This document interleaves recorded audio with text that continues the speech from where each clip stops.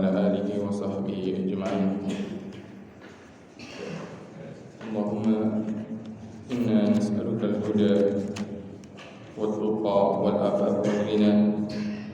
اللهم إنا نسألك علما نافعا ورزقا طيبا وأملا متقبلا. أما بعد، إخواني وأخواتي في الدين أعزني الله وإياكم. Alhamdulillah, dunia puji dan syukur senantiasa kita panjatkan hadirat Allah Subhanahu wa taala atas nikmat-nikmat yang Allah Subhanahu wa taala karuniakan kepada kita. Jadi antara nikmat yang Allah Subhanahu wa taala berikan kepada kita pada pagi hari ini adalah nikmat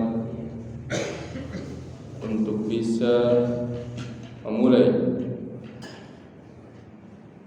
hari yang kita jalani ini dari hari-hari kehidupan kita di dunia dengan sebuah amal ketaatan kepada Allah Subhanahu wa taala yang dimulai dari menjalankan kewajiban kita di dalam menunaikan salat subuh secara berjamaah, kemudian kita lanjutkan dengan sejenak kita duduk di salah satu dari rumah-rumah Allah Subhanahu wa taala untuk tadabbur, mentadaburi, mempelajari serta berusaha untuk mengamalkan hukum-hukum syariat yang Allah Subhanahu wa taala syariatkan kepada kita, yang tujuannya tidak lain tidak bukan adalah untuk beramal saleh. Karena sesungguhnya kehidupan kita di dunia ini, keberadaan kita di dunia ini, umur yang Allah Subhanahu wa taala anugerahkan kepada kita di dunia ini adalah wadah kita untuk beramal, adalah kesempatan kita untuk mengumpulkan amal sebagaimana Allah Subhanahu wa taala perintahkan kepada para rasulnya dan tentunya juga kepada orang-orang yang beriman. Allah Subhanahu wa taala firman, ya ayyuhar rasul kulu minat tayyibati wa'malu shalihat innallaha bima ta'maluna alim. Wahai para rasul, siapa yang diseru, siapa yang dipanggil ke situ, siapa yang diperintahkan? Para rasul.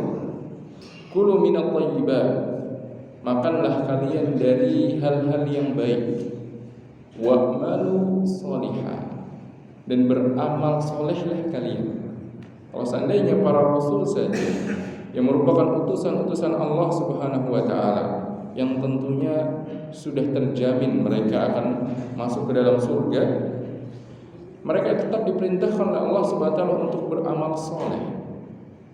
Apalagi manusia biasa, apalagi manusia yang lain, apalagi umatnya, maka tentu lebih pantas, tentu lebih selayaknya untuk mengamalkan firman Allah Subhanahu wa taala tersebut, wa'malu shalihat, beramal saleh kalian.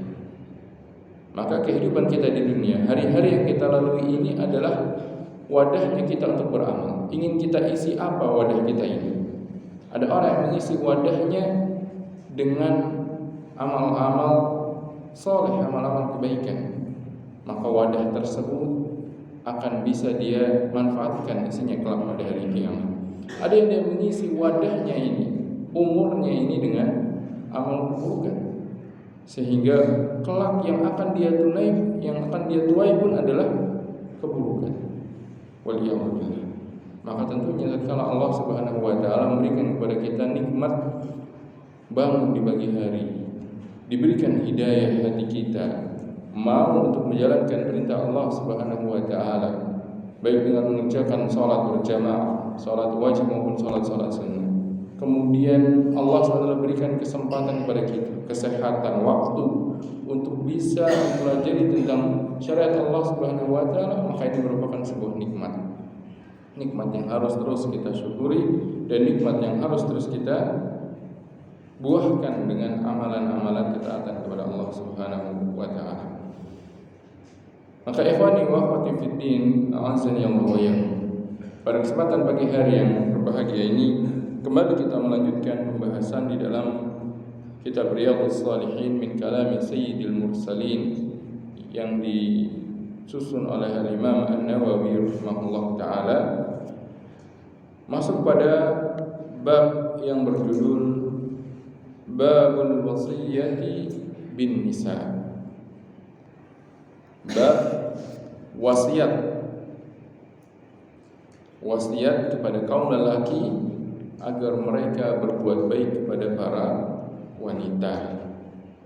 Kalau pada bab-bab sebelumnya Al-Imam An-Nawawi rahimahullah membawakan bab tentang anjuran berbuat baik, berbuat ihsan, kasih sayang terhadap orang-orang yang lemah dari kalangan kaum muslimin, kemudian kepada anak yatim, maka selanjutnya beliau membawakan bab yang berjudul tentang perintah Nabi, wasiat Nabi sallallahu alaihi wasallam, tentunya wasiat dari Allah juga, wasiat Allah dan Rasulnya kepada kaum lelaki agar mereka berbuat baik kepada para wanita. Kenapa demikian? Dikarenakan Allah Subhanahu wa taala telah mentakdirkan manusia ini memiliki dua jenis. Secara umum ada dua jenis, tidak ada jenis yang ketiga. Itu apa? Laki-laki dan perempuan. Enggak ada yang tengah-tengah. Enggak. Ingin jadi golongan yang ketiga, ingin jadi jenis ketiga, spesies baru, tidak bisa. Allah Subhanahu wa taala menetapkan adanya laki-laki dan perempuan saja. Kalaupun ada yang dilahirkan dia memiliki dua kelamin, dua alat kelamin, yang distilahkan oleh para ulama sebagai al-khunsa. Al-khunsa ini pun hukumnya akan tetap ditarik ke salah satu jenis. Apakah dihukumi laki-laki atau dihukumi perempuan? Akan ditunggu masanya sampai kelihatan indikasi-indikasi yang menunjukkan dia ini termasuk laki-laki atau perempuan. Itu kalau memang dilahirkan sejak lahir dia memiliki dua alat kelamin, yang ada laki-laki dan ada perempuan, sehingga tidak bisa diketahui ketika kecil apakah dia ini masuk laki-laki atau perempuan.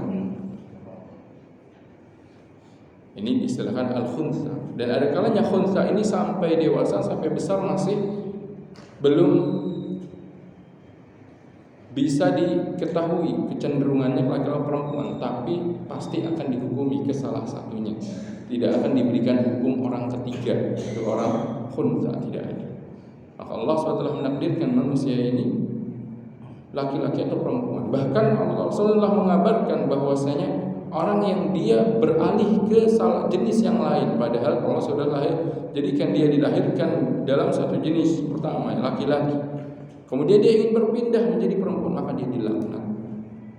Begitu juga sebaliknya, perempuan dilahirkan perempuan, kemudian dia ingin mengganti jenis kelaminnya kepada laki-laki, maka dia dilaknat. Allah Subhanahu wa taala melaknat. Maksudnya laki-laki yang dia menyerupai perempuan, ini baru menyerupai, apalagi laki-laki yang merubah kepada perempuan, atau sebaliknya perempuan merubah diri menjadi laki-laki dengan alasan-alasan yang mereka kembang. Tidak demikian. Allah telah menetapkan takdirkan manusia ini satu dari dua jenis, laki-laki atau perempuan. Dan Allah Subhanahu wa taala telah mentakdirkan bahwasanya dua jenis manusia ini tidak sama dalam segi tanggung jawabnya. Kita katakan dalam segi tanggung jawabnya, di mana Allah SWT menjadikan kaum laki-laki ini lebih memiliki tanggung jawab yang lebih besar kepada para wanita, sehingga dia diistilahkan qawwam. Allah SWT menyebutkan ar-rijalu qawwamuna 'alan nisa bima faddalallahu ba'dahum 'ala ba'din wa bima anfaqu min amwalihim. Laki-laki adalah qawwam. Apa itu al-qawwam?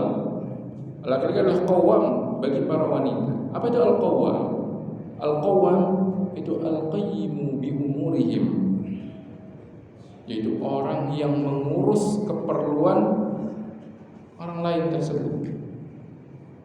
Makanya sering diartikan, ditafsirkan raisuhum, pemimpinnya. Karena yang mengurusi urusan bawahan siapa? Pemimpinnya.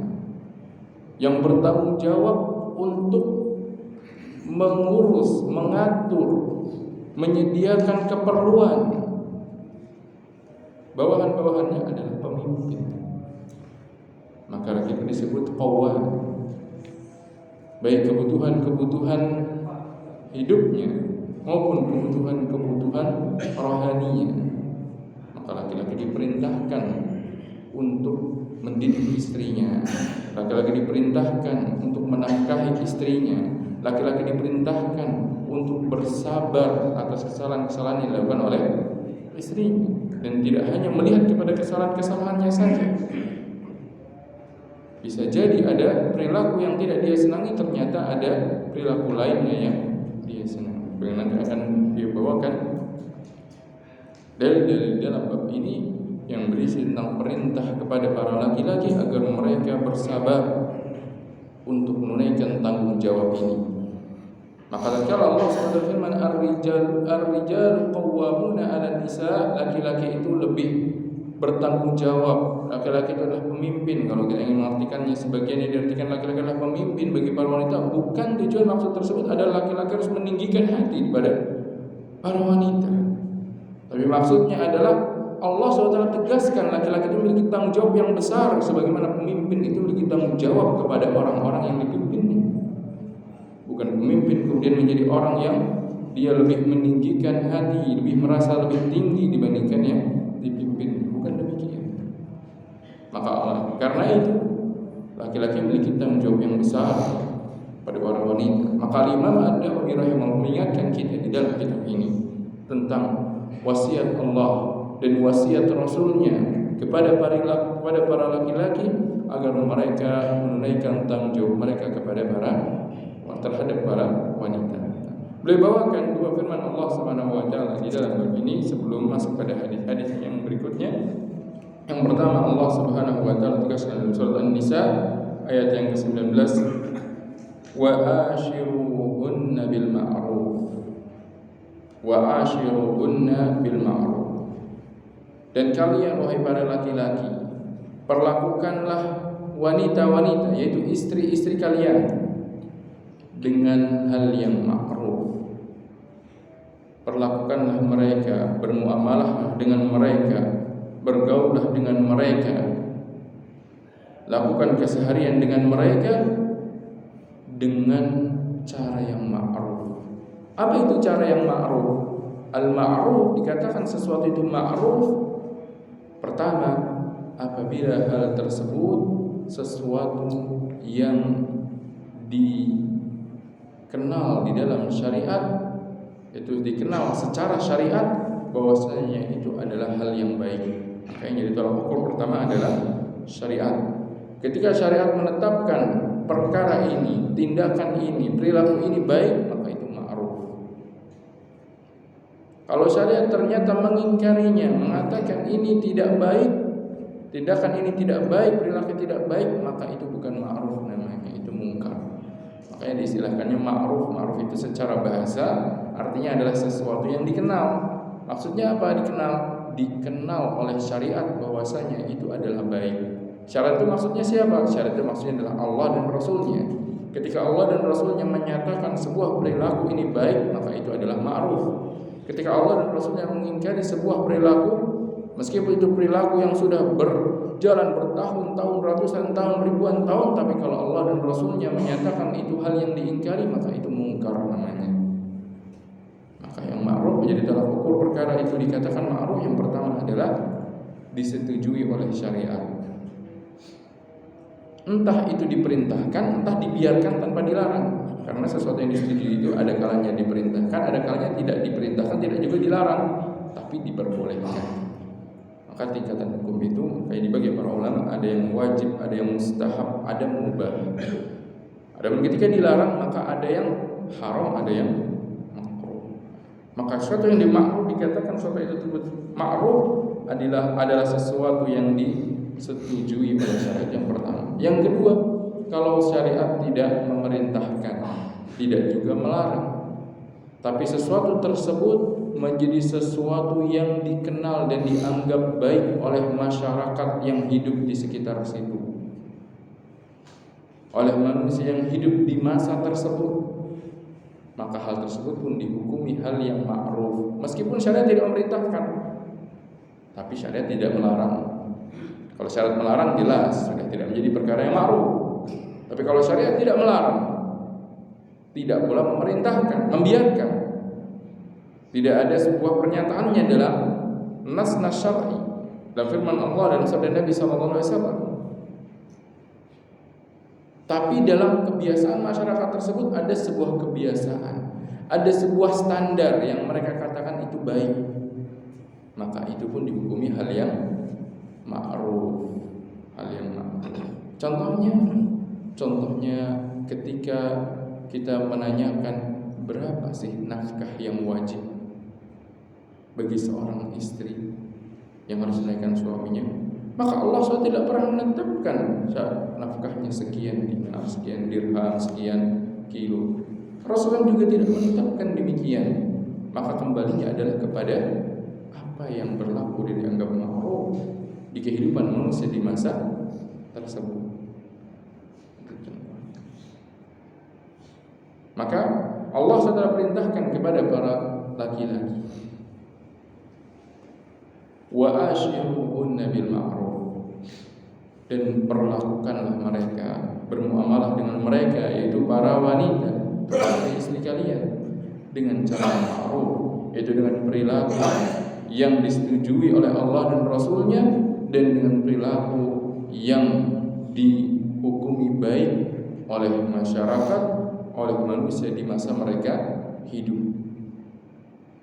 Ini maksudnya al-ma'ruf. Ini menunjukkan perintah Allah yang jelas-jelas tegas menunjukkan kepada para kaum lelaki. Kenapa demikian? Karena tentunya di dalam bermuamalah,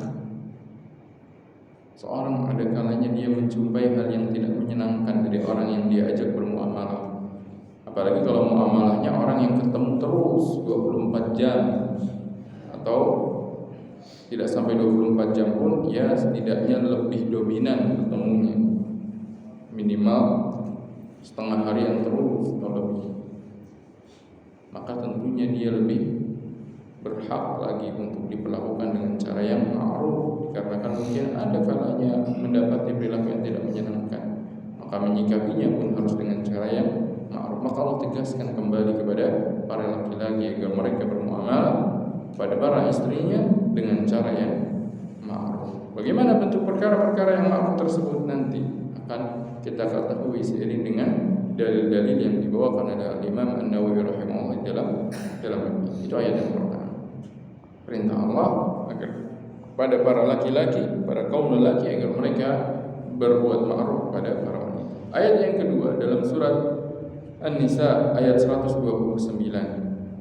Allah Subhanahu wa taala berfirman, "Walan tastati'u an ta'dilu bainan nisa'i walau harastum, fala tamilu kullal maili fatadharuha kal mu'allaqah, wa in tuslihu wa tattaqu fa innallaha kana ghafurar rahima."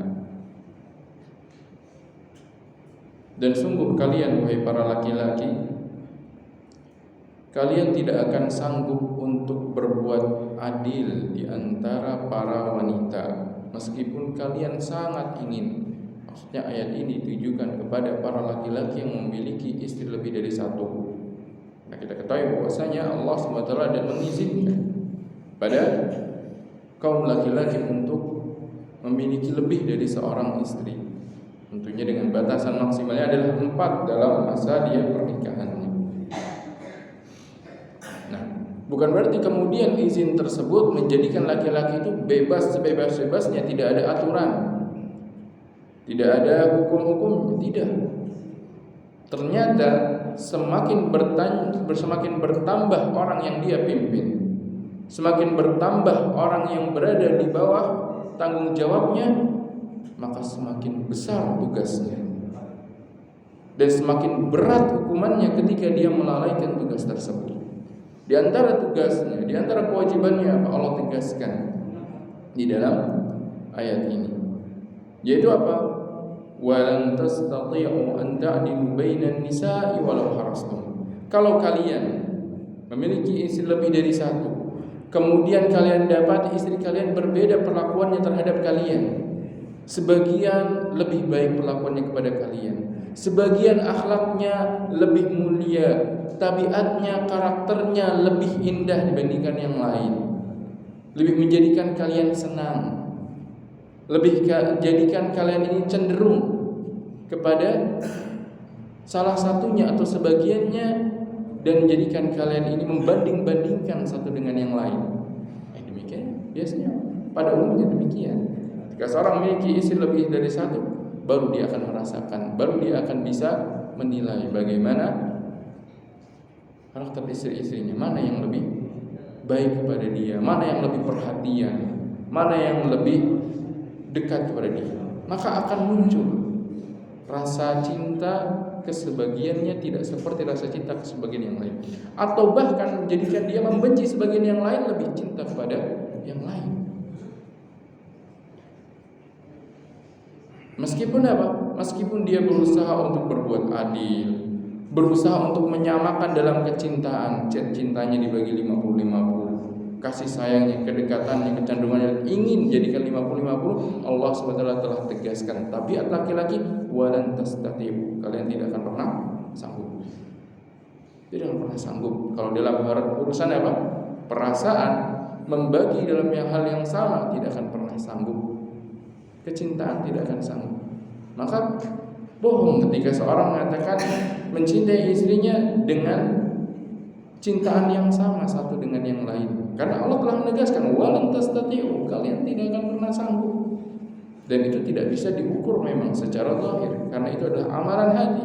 Cinta itu rasa amalan hati, kecenderungan seorang itu amalan hati. Walan tastati'u an ta'dilu bainan nisa walau harastum. Meskipun kalian tahu hukumnya, kewajiban untuk berbuat adil, ingin berbuat adil dalam rasa cintanya, kalian tidak akan pernah sanggup. Fala tamilu kullal maili fatadharuha kal mu'allaqah. Maka Allah Subhanahu wa taala kemudian perintahkan dengan sebuah perintah, yaitu apa? Maka ketidakmampuan kalian untuk berbuat adil dalam hal rasa cinta, rasa kasih sayang, rasa kecenderungan, jangan menjadikan kalian kemudian lebih condong di dalam memperlakukan sebagian dibandingkan sebagian yang lain. Kalau dalam perlakuan masih bisa disamakan, nafkah disamakan bisa, hak-hak disamakan, pembagian waktunya sama bisa. Apalagi yang bisa secara zahir, nafkahnya, makannya, pakaiannya, pembagian waktunya bisa dibagi. Tapi kalau urusan kecintaan dan kasih sayangnya memang tidak bisa dibagi. Maka Allah tegaskan, meskipun urusan kecintaan dan kasih sayang tidak bisa disamakan, maka jangan kemudian kalian menzalimi mereka dengan tidak memberikan hak yang sama. Justru kalau hak secara zahirnya, nafkahnya, tempat tinggalnya, pakaiannya, pembagian waktunya, maka itu haruslah sama. Fala tamilu, maka jangan cenderung ke salah satunya dan kalian jadikan sebagian yang lain ini seperti wanita yang digantung. Apa wanita yang digantung? Ya ibarat wanita nggak punya suami, kayak nggak ada yang nafkahin, kayak nggak keurus. Tapi pengen nyari suami juga nggak boleh. Kenapa? Karena statusnya juga bersuami. Akhirnya tergantung. Pengen mencari orang yang menafkahinya atau mengurusinya, nggak bisa. Kenapa? Karena statusnya sudah menjadi suami orang, nggak bisa mencari suami yang lain. Tapi tidak diurus juga, tidak dipenuhi juga kebutuhannya. Maka Allah SWT menegaskan, jangan demikian. Fala tamilu kullal maili fatadharuha kal mu'allaqah. Wa in tuslihu, dan kalau seandainya kalian berbuat islah, berbuat kebaikan, wa tattaqu, dan kalian bertakwa kepada Allah, fa innallaha kana ghafurur rahim. Bagaimana berbuat islahnya? Berbuat islahnya bagi para laki-laki kalau mendapati dari sebagian istrinya, sebagiannya ternyata tidak sebaik sebagian yang lain, bahkan mungkin sebagiannya berbuat kasar kepada mereka, sebagian yang lain tidak perhatian kepada suaminya, tapi sebagian yang lain memberikan perhatian lebih. Jangan kemudian hal tersebut menjadikan apa? Menjadikan dia menzalimi istri-istri tersebut, tapi justru harus dia bersabar. Justru dia harus menempuh jalan takwa kepada Allah SWT dengan cara apa? Bersabar, dan dia harus sadar bahwasanya apa? Bahwasanya perempuan itu secara tabiatnya memang telah Allah ciptakan, tabiatnya itu tidak bisa sempurna. Rasulullah mengabarkan bahwasanya wanita itu diciptakan dari tulang rusuk. Tulang rusuk itu bengkok, nggak bisa diluruskan. Kalau pengen dipaksakan lurus patah. Maka caranya ia harus menerima keadaannya bengkok. Masa ia harus meluruskan sesuatu yang tidak bisa diluruskan? Akhirnya apa? Kalau dia memaksa, kata Nabi SAW, akan mematahkannya. Dan mematahkannya apa maksudnya? Mencerainya. Nah, kalau suami memaksakan istrinya untuk lurus, sempurna, padahal tabiatnya tidak bisa sempurna, ujung-ujungnya akan menceraikan. Itu maksudnya. Karena tidak bersabar terhadap tabiat dari wanita, karakter yang Allah telah tetapkan pada wanita. Maka Allah perintahkan dalam ayat ini, kalian itu memang tidak akan sanggup untuk membagi kecintaan yang sama, karena kalian pasti akan lebih mencintai sebagiannya dibandingkan sebagian yang lain, karena sebagian yang lain mungkin lebih baik dalam perilakunya, sebagian yang lain ini lebih menyenangkan kalian dalam sikapnya kepada kalian. Maka jangan menjadikan kalian menzalimi yang lain, tapi justru apa? Bertakwalah kepada Allah dengan bersabar atas perilaku mereka. Bertakwalah kepada Allah dengan tetap memperlakukan mereka secara adil dalam hal-hal yang bisa kalian lakukan secara adil, dalam nafkahnya, dalam pembagian waktunya, dalam bersikap baik terhadap dia. Meskipun hati kalian kecintaannya tidak akan bisa menjadi sama. Maka ayat ini menjelaskan kepada para suami, lebih khususnya kepada mereka yang memiliki istri lebih dari satu, mereka ini memiliki tanggung jawab yang besar. Meskipun mereka tidak mendapati perlakuan yang sama dari kalangan istri-istrinya, mereka dituntut untuk memperlakukan istri-istrinya dengan yang sama, dengan perilaku yang sama di antara mereka. Jangan kemudian kalau kamu berubah menjadi baik seperti si fulana, baru saya akan berikan haknya. Tidak demikian. Ketika seorang suami kemudian dia menikahi seorang laki-laki, menikahi seorang wanita, maka berarti dia telah berkomitmen untuk menunaikan tanggung jawabnya dia kepada para wanita tersebut, berkomitmen untuk menjadi orang yang telah ditegaskan oleh Allah Subhanahu wa taala, ar-rijalu qawwamuna 'alan nisa.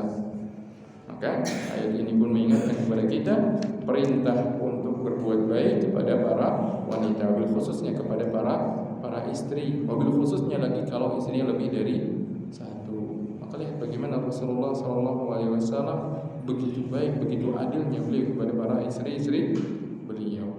Bahkan sampai ketika beliau sakit pun beliau masih menanyakan, giliran di mana saya saat ini?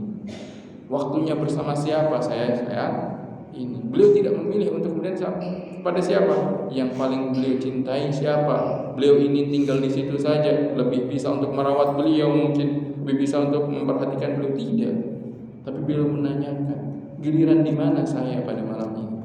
Tapi tentunya istri-istri beliau radhiyallahu taala anhunna ajma'in adalah orang-orang yang juga bertakwa kepada Allah SWT, sehingga apa? Mereka pun memberikan haknya kepada Aisyah, karena mereka tahu yang paling dicintai oleh Rasulullah adalah Aisyah radhiyallahu taala anha. Tapi tidak menjadikan kemudian beliau apa? Menzalimi mereka. Tidak menjadikan kemudian beliau lebih mengunggulkan Aisyah dalam segi hak. Tetap beliau bagi dengan adil. Dan demikianlah kewajiban seorang suami. Bahkan Rasulullah mengabarkan bahwa seorang suami yang dia tidak memperlakukan istrinya dengan adil, kelak di hari kiamat dia akan datang dalam kondisi timpang sebelah badannya. Timpang sebelah, kelihatan oleh semua makhluk. Jadi orang yang tidak adil di dalam perlakukan istri-istrinya. Maka ini merupakan peringatan bagi kita, bagi para suami yang mereka memiliki istri lebih dari satu khusus. Nah, adapun dalil-dalil dari sunnah Nabi yang mulia sallallahu alaihi wasallam Yang pertama, hadis dari Abu Hurairah radhiyallahu taala anhu, bahwasanya Rasulullah sallallahu alaihi wasallam bersabda, "Istausu bin nisa'i khaira." Istausu bin nisa. Lafaz ini para ulama sebagian mengartikannya, mintalah wasiat, wahai kaum laki-laki, mintalah wasiat kepadaku tentang menyikapi wanita. Yang lain maknanya adalah terimalah wasiat ini dariku. Intinya makna dari lafaz ini adalah Rasulullah mewasiatkan kepada laki-laki dalam hal apa wasiatnya? Wasiat dalam urusan menjaga hak wanita, menjaga hak para istri. Dan hadis ini merupakan penggalan dari khutbahnya Nabi sallallahu alaihi wasallam tatkala haji wada. Penggalan dari khutbah Nabi sallallahu alaihi wasallam di saat haji wada, karena ketika haji wada, Rasulullah haji bersama kaum muslimin. Ketika itu Rasulullah sallallahu alaihi wasallam di Arafah, beliau berdiri berikan khutbah yang panjang menjelaskan tentang syariat-syariat Islam. Di antaranya apa? Pesan wasiat yang beliau sampaikan. Dan haji wada ketika itu dihadiri siapa? Semua kaum muslimin yang mereka menunaikan haji dari berbagai penjuru dunia. Sebagaimana sekarang kita bisa saksikan kalau haji itu yang datang bukan dari Indonesia saja kan. Jadi semua berbagai penjuru dunia yang Allah telah berikan nikmat untuk berangkat haji, mereka akan berangkat haji dan di hari tersebut berkumpulnya di mana? Di Arafah. Enggak ada yang kemudian di tanggal 9, nanti dululah, masih ramai, saya nunggu sepi nanti wukufnya. Enggak bisa. Nunggu wukufnya sepi, ya memang akan sepi di tanggal 10 karena sudah bukan waktunya wukuf. Dan kalau dia menunggu waktu sepi sampai tanggal 10, ya sudah ketinggalan hajinya, enggak sah hajinya. Karena sabda al-wuqufu Arafah, wukuf itu al-hajju Arafah. Haji itu intinya atau rukun yang paling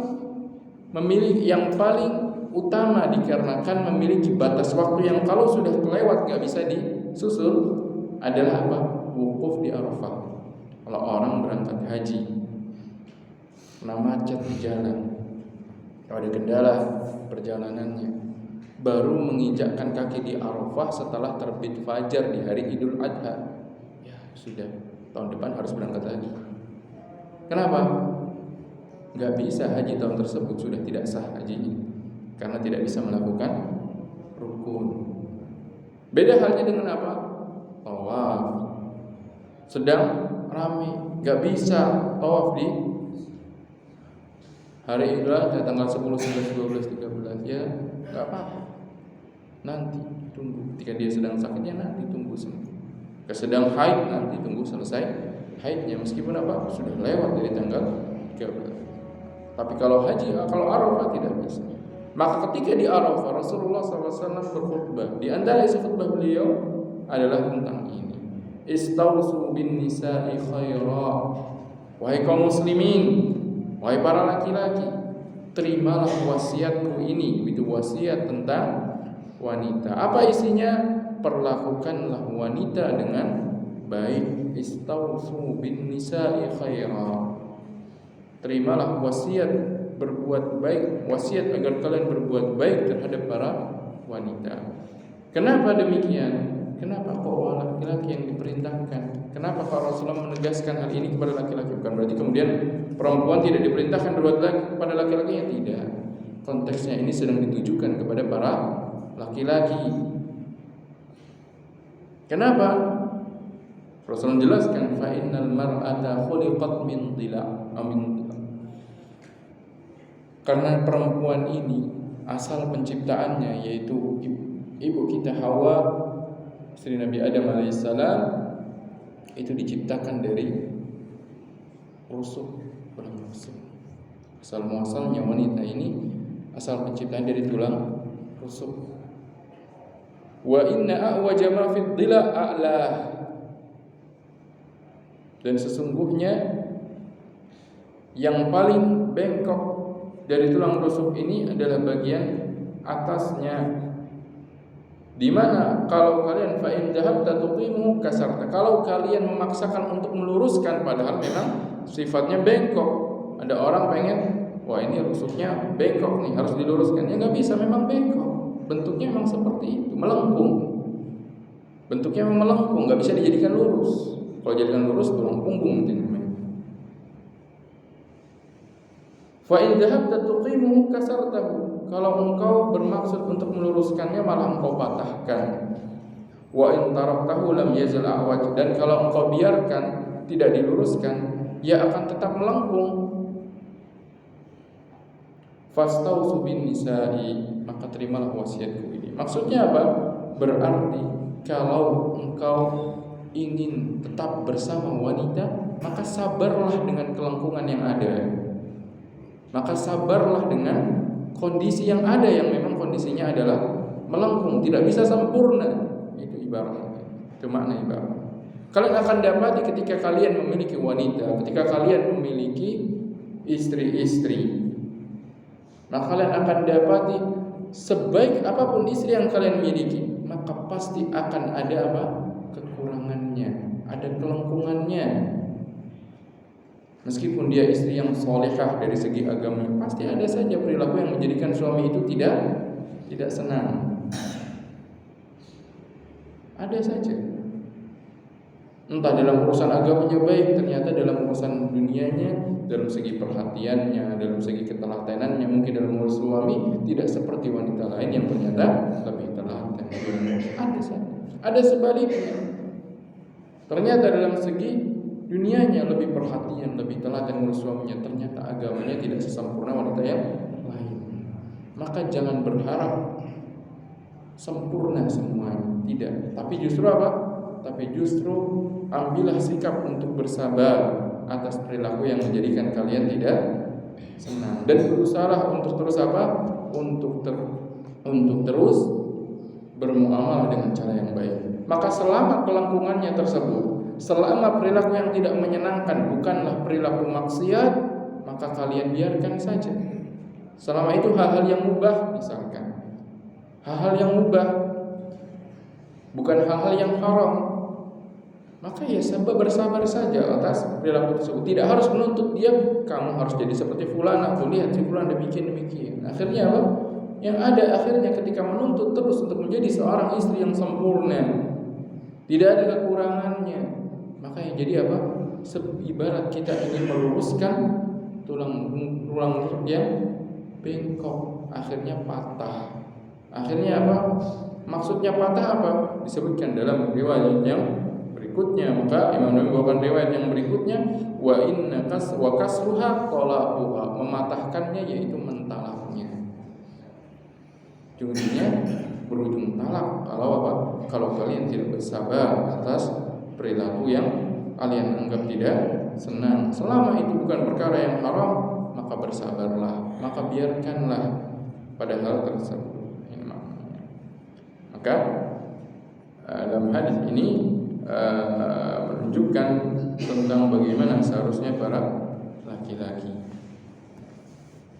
haruslah mereka bersabar untuk menerima hal yang memang telah Allah qadratkan, takdirkan, tetapkan pada tabiat para wanita, yaitu ibarat lengkungnya tulang lidah, tulang rusuknya ada yang dimana tidak akan mungkin bisa untuk diluruskan, tidak akan mungkin 100% sempurna. Maka bagi seorang laki-laki, kalau dia melihat ada perilaku yang tidak menyenangkan dari istrinya, apa Allah SWT perintahkan kepada para laki tersebut? Fa in karihtumuhunna syai'an fa asa an takrahu syai'an wa yaj'alallahu fihi khairan katsira. Kalau seandainya kalian membenci sesuatu pada diri mereka, maka bisa jadi atau semoga saja kalian membenci sesuatu dan Allah jadikan baginya ada kebaikan yang banyak. Lihat dari kebaikan yang lain. Jangan hanya melihat kepada apa? Kepada keburukan terus, menuntut untuk sempurna terus, tidak. Bahkan laki-laki ini adalah qawwam, yang dimana dia harus bersabar, mampu bersabar untuk menghadapi bagaimana ketidaksempurnaan yang ada pada istrinya. Kemudian hadis yang berikutnya dari Abdullah bin Zam'ah radhiyallahu anhu, bahwasanya beliau mendengar Nabi sallallahu alaihi wasallam berkhutbah, kemudian menjelaskan tentang kisah An-Naqah, itu kaum Samud. Lalu setelah itu beliau memberikan wasiat, summa dzakara nisa. Kemudian beliau di dalam khutbah beliau tersebut menyebut tentang wanita, itu memberikan wasiat lagi pada para laki-laki dalam urusan bergaul atau memperlakukan para wanita, itu para istri. Fa wa'adha fihinna, maka Rasul memberikan mau'izah tentang wanita. Kemudian beliau bersabda, ada salah seorang di antara kalian yang dimana dia mencambuk istrinya seperti mencambuk budak. Di suatu ketika di pagi harinya dia cambuk karena perilaku istrinya yang tidak dia senangi, akhirnya dia perlakukan kasar, dipukul lah, dicambuk lah, diperlakukan kasar, beri hukuman secara fisik. Fayudaji'uha min akhir yaumihi, tapi sore harinya sudah menggaulinya lagi. Pagi harinya bersikap kasar, bengis, perlakukannya seperti budak, yang dimana budak ini berarti apa? Budak ini dianggap orang yang hina, tidak memiliki hak untuk diperlakukan dengan baik, akhirnya diperlakukan seperti itu. Tapi ternyata sore harinya menganggapnya sesuatu yang harus memenuhi hasratnya. Itu ibaratnya orang ini orang yang memperlakukan istrinya, wanitanya ini ya, sesuatu yang dia perlakukan sesukanya. Kapan dia ingin memenuhi hasratnya, langsung dia penuhi. Bahkan wanita pun diperintahkan, kalau seorang suami mengajaknya, memanggilnya untuk memenuhi hasratnya, untuk melakukan hubungan, tidak boleh wanita itu menolak. Allah perintahkan demikian. Tapi sayangnya ternyata ada laki-laki, kaum laki-laki yang justru menjadikan hal-hal tersebut menjadi sebuah kesemena-menaan. Pagi harinya dia perlakukan kasar, dia pukul, dia perlakukan kasar. Ternyata suatu harinya dia minta haknya untuk dipenuhi. Kayak tidak sepantasnya dilakukan oleh seorang yang beriman kepada Allah dan Rasul. Maka Nabi SAW mengisahkan, mengabarkan tentang bisa jadi ada seorang laki-laki, seorang suami yang pagi harinya dia perlakukan istrinya dengan kasar, dia cambuk seperti mencambuk budaknya. Ternyata sore harinya minta hak suami dipenuhi. Tidak sepantasnya demikian. Justru seharusnya sebagai seorang laki-laki adalah apa? Bersabar kalau mendapati istrinya memperlakukan atau memiliki sifat yang kurang dia senangi. Bagaimana cara melakukannya? Allah telah tegaskan di dalam Al-Quran juga.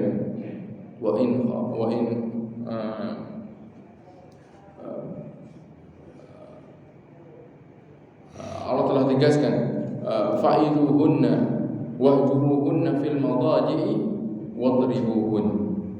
Tahapannya itu sebenarnya 3. Tidak boleh kemudian dia langsung loncat ke tangga yang ketiga sebelum melalui tangga yang pertama.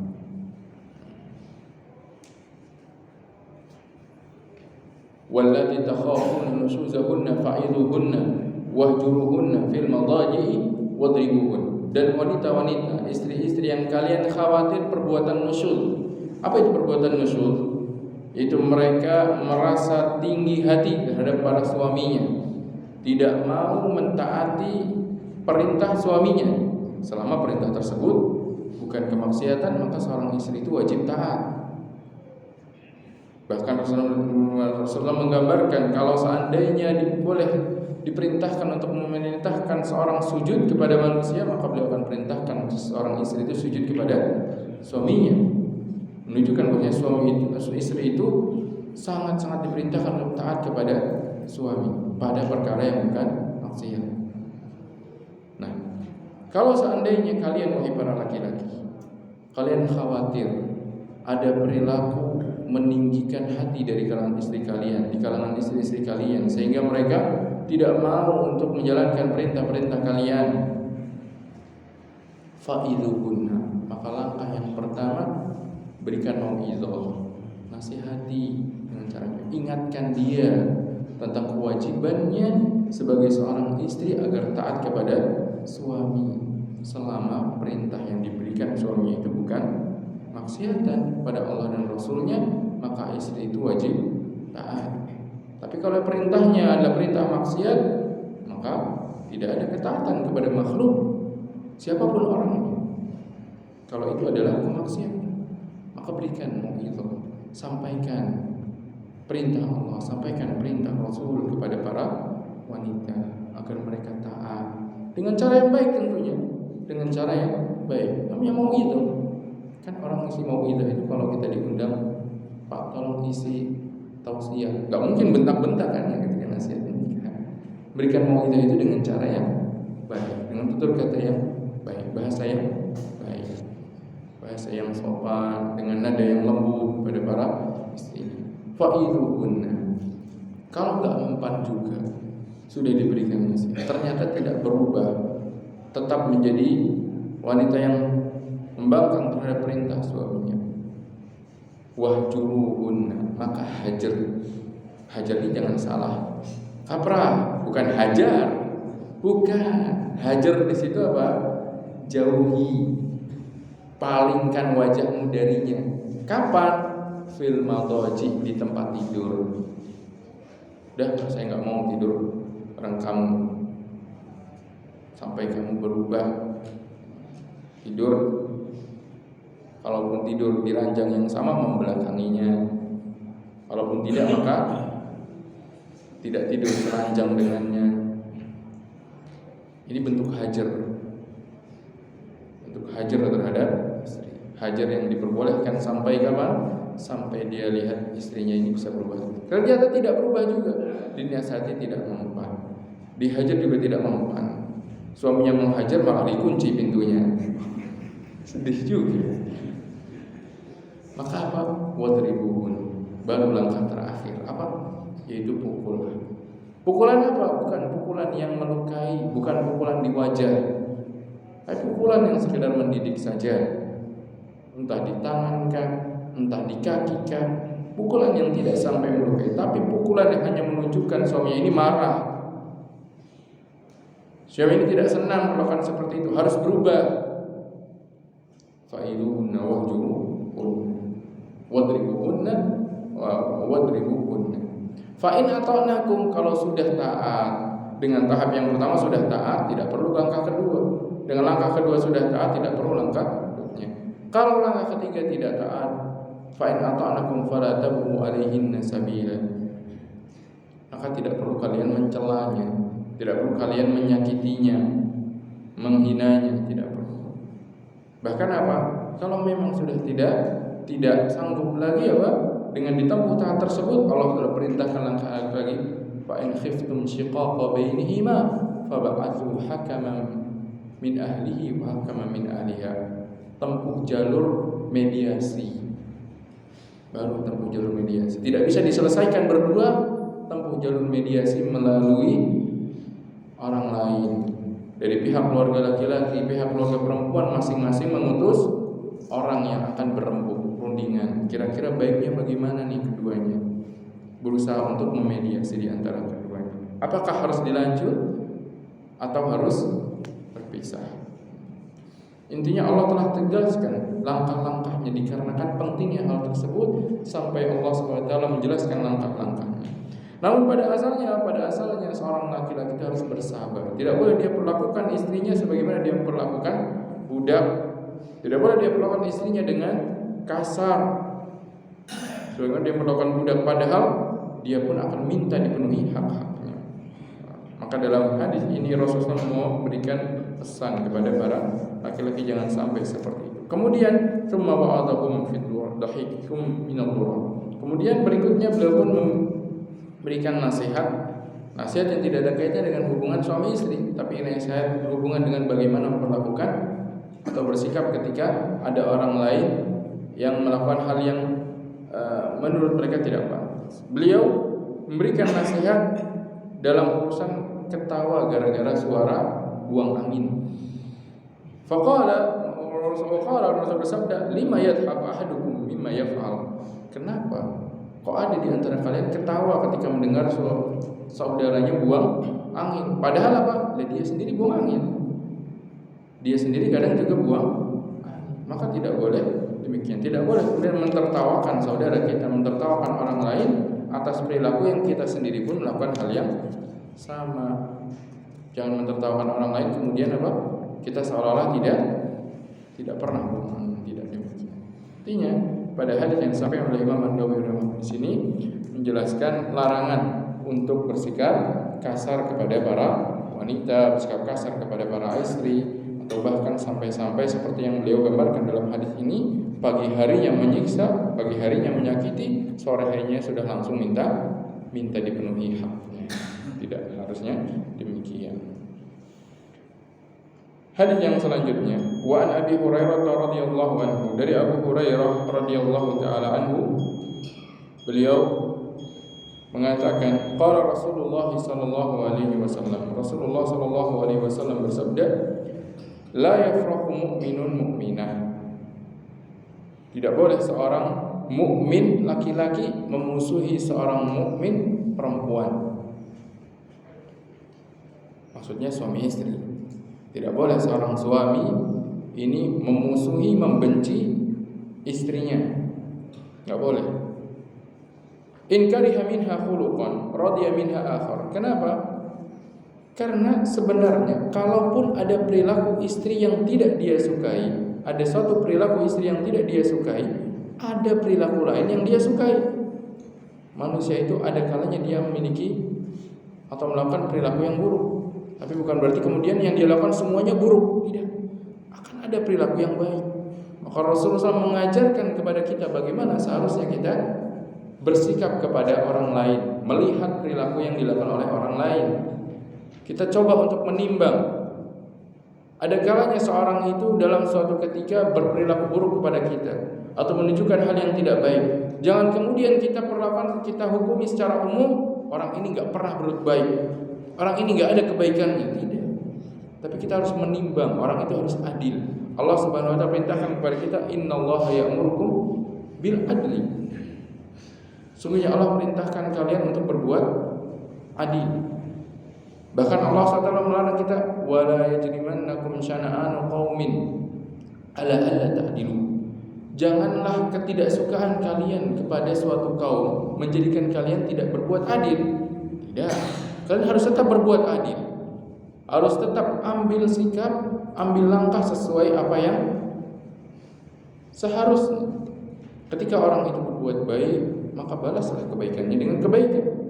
Ketika dia berbuat buruk, berbuat jahat, maka ini pun harus dilihat. Tidak semua perbuatan buruk itu harus dibalas dengan keburukan. Tidak. Bahkan ada perbuatan buruk yang justru kita diperintahkan untuk memaafkan. Khudil afwa wa'mur bil urfi. Kalau seandainya memaafkan itu bisa membuahkan kebaikan, tidak menimbulkan dampak yang buruk, maka ambil langkah untuk memaafkan. Namun kalau ternyata ketika dimaafkan tidak membuahkan hal yang baik, barulah ketika itu apa? Menuntut hak. Menuntut hak saja, bukan kemudian menzalimi. Menuntut hak. Wa jazaa'u sayyi'atin sayyi'atun mithluha fa in afa wa aslaha fa ajruhu 'ala Allah, kata Allah Subhanahu wa taala. Balasan keburukan itu dengan keburukan yang semisal. Tapi kalau memaafkan dan di dalam pemaafan tersebut terdapat islah terhadap kebaikan, maka pahalanya itu ada di sisi Allah Subhanahu wa taala.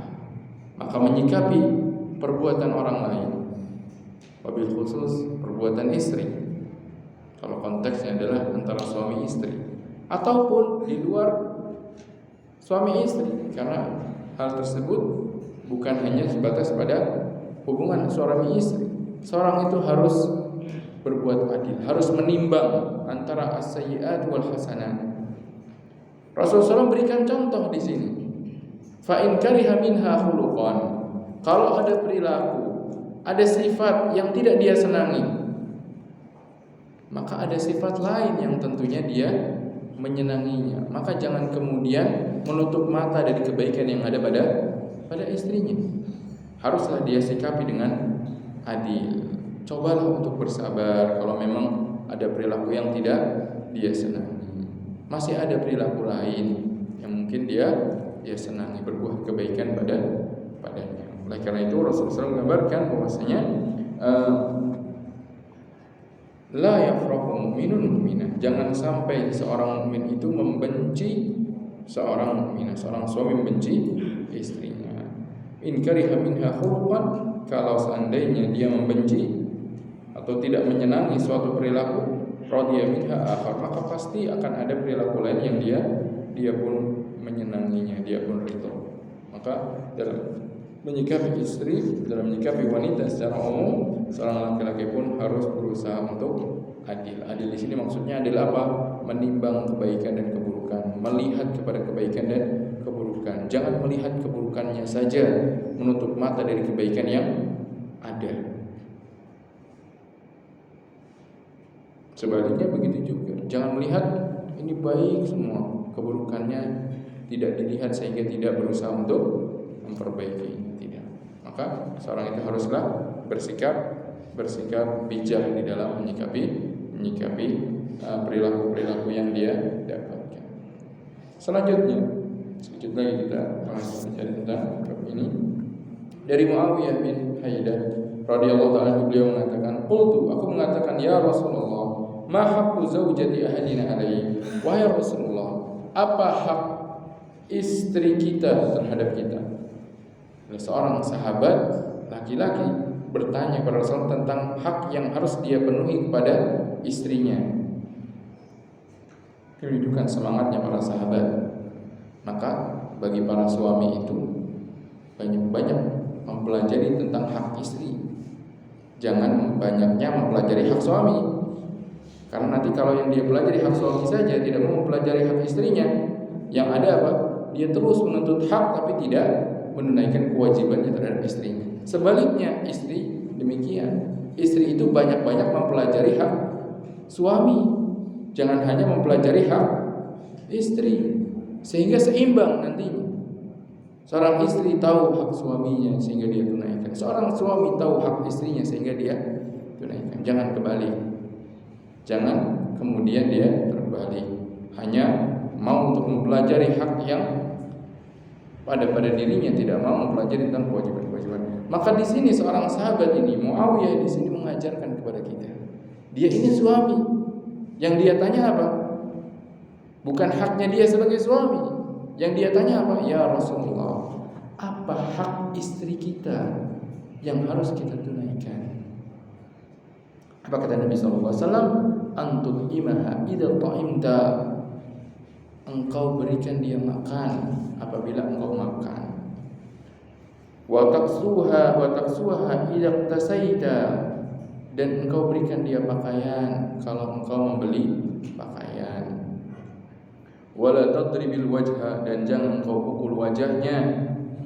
Wala tuqabbih, dan jangan engkau celak dia. Jangan dicela, jangan keluarkan kata-kata yang menyakiti hatinya. Ketika ingin menasihati, maka beri nasihat dengan kata-kata yang baik. Wala tahjur illa fil bait, dan jangan dihajar, jangan hajar dijauhi, istilahnya diabaikan kecuali di rumah. Kalau ingin melakukan hajar dengan tadi yang kita sebutkan, itu merupakan tangga kedua setelah mau'izah tidak mempan, kemudian dihajar, maka hajar pun tidak boleh kecuali di dalam rumah. Enggak perlu tampakkan ke orang lain suami ini sedang menghajar istrinya, jangan. Kalau sudah di luar rumah, berperilaku biasa seperti suami istri yang adem ayem, tentram. Enggak perlu kemudian keluar-keluar zaman sekarang apalagi di medsos. Ya alhamdulillah. Maka ketika suami istri malah kemudian curhatnya di media sosial, dibaca semua orang, dia sedang ada masalah ini suami istri, justru bertentangan dengan kewajibannya untuk menunaikan hak istrinya. Demikian Rasulullah perintah, katakan apa haknya istri, jangan dihajar kecuali di rumah, itu kecuali antara kalian berdua saja yang mengetahui. Maka ini menjelaskan tentang hak-hak istri. Kemudian hadis selanjutnya Rasulullah bersabda dalam hadis Abu Hurairah, akmalul mukminin, orang-orang mukmin yang paling sempurna imannya adalah yang paling baik akhlaknya, dan sebaik-baik kalian adalah yang terbaik di dalam memperlakukan istrinya. Kalau ingin orang itu menilai atau mengetahui bagaimana baiknya seseorang, maka lihat bagaimana perilaku dia kepada istrinya. Kalau dia kepada istrinya baik, maka itulah wujud aslinya kepada orang lain. Karena ada kalanya orang itu berbuat baik kepada orang lain, tapi ketika kepada orang terdekat yang terus-menerus seharian bersamanya akan tampak tabiat aslinya. Maka kalau ingin melihat tabiat asli seseorang, lihat kepada orang yang terus-menerus bersama dia. Di antaranya kepada istrinya, kepada keluarganya. Kalau kepada keluarganya baik, maka insya Allah dia adalah orang yang baik. Makanya ketika seorang itu minta nasihat atau minta saran tentang siapa sih orang yang layak untuk dijadikan pasangan hidupnya, maka tanyanya jangan ke orang yang jarang ketemu dengan orang tersebut. Tanyanya perilakunya, tabiatnya kepada orang yang kesehariannya bersama orang tersebut. Istilahnya apa? Istilahnya istisyar, minta musyawarah sebelum orang menikah. Maka tanyakan kepada orang terdekat, saudarinya kah atau ibunya kah, yang jelas orang yang dia amanah dan tidak menyembunyikan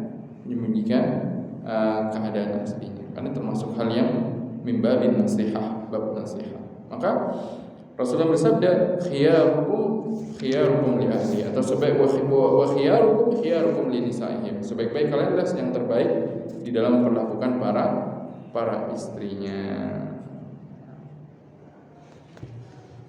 Terakhir sebelum kita tutup majlis ini, hadis dari Iyas bin Abdullah bin Abi Jubah radhiyallahu taala anhu, beliau mengatakan Rasulullah bersabda, la tadribu ima Allah. Ini kisah yang begitu memberikan pelajaran kepada kita. Jadi dulu ketika itu Rasulullah SAW pernah mengatakan kepada para sahabat laki-laki, jangan kalian pukul para wanita. Suami jangan kalian memukul para istri-istrinya. Fajar Umar, maka para sahabat ketika Rasul perintahkan sesuatu, mereka akan langsung mengaplikasikannya, langsung menjalankannya. Maka tidak ada para sahabat yang kemudian mereka memukul para istrinya. Tapi ternyata disikapi tidak benar oleh para kalangan istri. Akhirnya apa? Datang Umar kepada Nabi SAW kemudian mengatakan, para istri kami sudah meninggikan hati kepada para suaminya. Gara-gara apa? Para suami dilarang oleh Rasulullah SAW untuk memukul para istrinya. Istrinya tahu nih, suaminya dilarang mukul. Akhirnya apa? Akhirnya diadukan oleh Umar. Maka akhirnya kemudian Rasulullah SAW memberikan rukhsah kepada para suami untuk memukul para istrinya dalam rangka mendidik. Sebagaimana tadi kita jelaskan tahapan yang akhir merupakan bolehnya mendidik. Akhirnya sekarang gantian yang mengadu para istri. Mereka mengelilingi rumah Rasulullah SAW mengadukan perilaku suaminya kebablasan, diizinkan mukul malah sering mukul. Akhirnya istrinya yang mengadu pada Rasulullah SAW. Maka akhirnya Rasulullah SAW kemudian beliau bersabda kepada para sahabat, laqad atafa bi ali baiti Muhammadin nisa'un katsir yashkuna azwajuhum. Ini banyak wanita menggerumuni rumah Muhammad sallallahu alaihi wasallam, rumahku. Banyak para istri-istri mereka berkumpul di rumahku mengadukan tentang suaminya. Maka Rasul kemudian katakan apa kepada para suami-suami tersebut yang mereka memukul dengan semena-mena, laisa ulaika bi khiyarikum. Mereka itu bukanlah orang-orang terbaik kalian. Itu yang laki-laki yang mereka dengan mudah memukul istrinya bukanlah orang-orang yang terbaik di antara kalian. Tidak sepantasnya demikian. Memukul itu ada aturannya. Memukul itu ada tahapannya, kapan mereka boleh memukul. Kalau memang ternyata dengan pukulan pun tidak membuahkan maslahat, maka Allah telah jelaskan, wa in khiftum shiqaqa bainihim fab'athu hakaman min ahlihi. Tempuh dengan jalur mediasi, tidak dengan terus kesal. Kenapa demikian? Kenapa suami itu harus sabar? Kenapa suami itu harus berusaha untuk menahan diri, harus berusaha untuk sebaik mungkin perlakuan para istrinya? Karena Rasulullah SAW bersabda dalam hadis terakhir yang dibawakan Imam Nawawi dalam bab ini, inna ad-dunya mata', karena dunia ini adalah sesuatu yang berisi perhiasan-perhiasan, hal yang menyenangkan. Wa khairu mata'iha al-mar'atus salihah, dan sebaik-baik perhiasannya adalah wanita yang salihah. Kalau seorang suami dia sudah memiliki istri yang salihah, dalam segi agamanya sudah salihah, tapi masih ada kekurangan, maka jangan menjadikan kekurangan itu menjadikan dia kehilangan istri yang salihah. Sabarlah untuk istri yang salihah, meskipun mungkin istri salihah ada kekurangannya dalam segi yang lain. Selama dia adalah seorang wanita yang taat kepada Allah Subhanahu wa taala dan Rasulnya, maka berusaha untuk pertahankan, berusaha untuk bersabar atas kekurangan yang ada. Allah Ta'ala alam. Demikian pembahasan yang kita bahas pada pertemuan pagi hari ini tentang kewajiban seorang suami, tanggung jawabnya suami di dalam menunaikan hak-hak para istri. Semoga Allah SWT menjadikan kita suami-suami yang saleh, istri-istri yang salihah. Semoga Allah SWT memberikan kepada kita pasangan hidup yang bisa menjadi penolong kita dalam ketakwaan kepada Allah Subhanahu wa taala, dan bisa bersama-sama berkumpul kembali di surga Allah Subhanahu wa taala yang Allah sediakan bagi hamba-hambanya yang beriman. Demikian bahasan kita. Wassallallahu Nabi Muhammadin wa alihi wa sahbihi wasallam. Jika ada pertanyaan mungkin singkat saja, satu atau dua pertanyaan.